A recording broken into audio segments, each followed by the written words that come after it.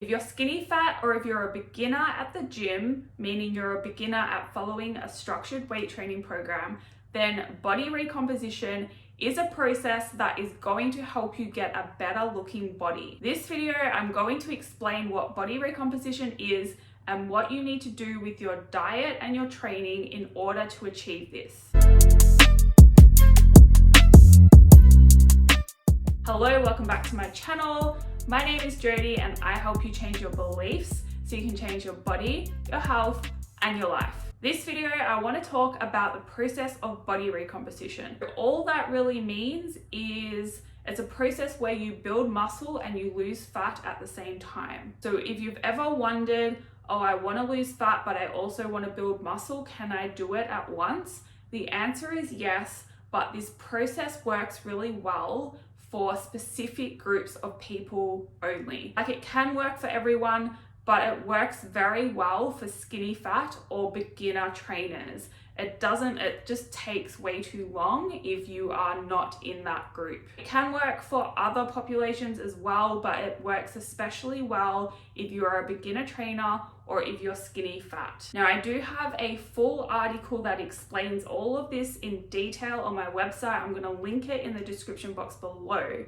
But in short, when it comes to body recomposition, the key is consistency and patience, because even in a beginner or someone that's skinny fat, it's gonna take time. Muscle growth takes time, fat loss takes time. If you're doing them together, it's gonna take even longer. But if you are skinny fat or if you're a beginner, it doesn't take that much longer, and you should really take advantage of the fact that you are skinny fat or you are a beginner, because this process works best for you. It doesn't work so well once you're an intermediate or an advanced lifter, or if you're no longer skinny fat. Once you're past this stage, it just takes even longer. When it comes to your diet, to achieve this process of body recomposition where you build muscle and you lose fat at the same time, there's a few ways you can set it up. Now, you want to be eating overall your maintenance calorie intake for the week. In some cases, I would recommend just eating your maintenance calorie intake every day, but in other cases, it can be beneficial if you cycle your calories each day. And what that means is basically over the course of the week, you'll be eating your maintenance calorie intake, but each day you'll either be in a slight surplus or in a deficit. Now, I must stress that if you are new to tracking, or if you find it hard to hit the numbers as it is, I wouldn't go down the calorie cycling route. I would just do what you can with your maintenance calories. Like, it will work if you stick to your maintenance calories every day. But if you want to try calorie cycling, this has some benefits for your training as well. So I'd set this up to align with your training. So I would give you a slight surplus of calories on your training days.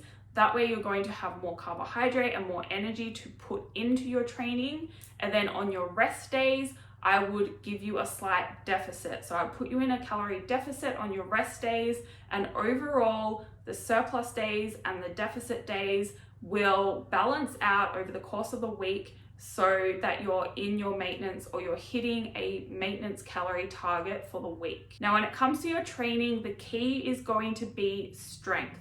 You want to focus on progressive overload, making sure you're following a periodized program and getting stronger in your compound lifts week by week.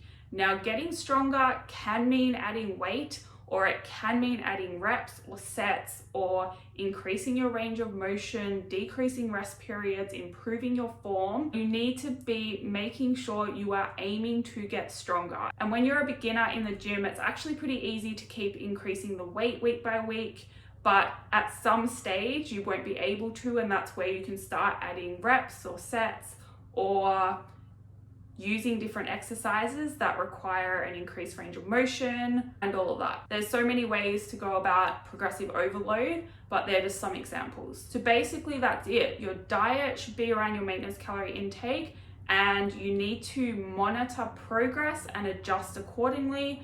Your strength in the gym should be your priority, And again, you need to monitor your progress and adjust your nutrition accordingly. When it comes to progress and measuring this for body recomposition, you really want to make sure you are not focusing too much on the scale, because if you're eating around your maintenance calorie intake, your body weight probably won't change too much throughout this process.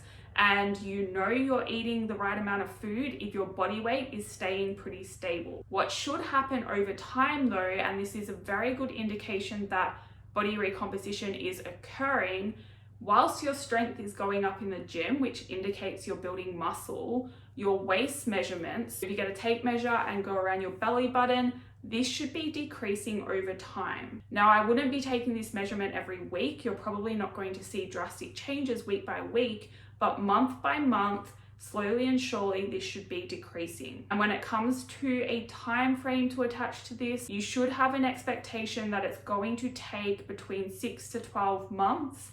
In some cases, maybe even longer. It just depends what that look you want is. If you really want abs and you have quite a bit of body fat hiding them, then it could take longer than 12 months, but don't get discouraged because you can eat around your maintenance calorie intake. You just have to train 3 to 4 days a week.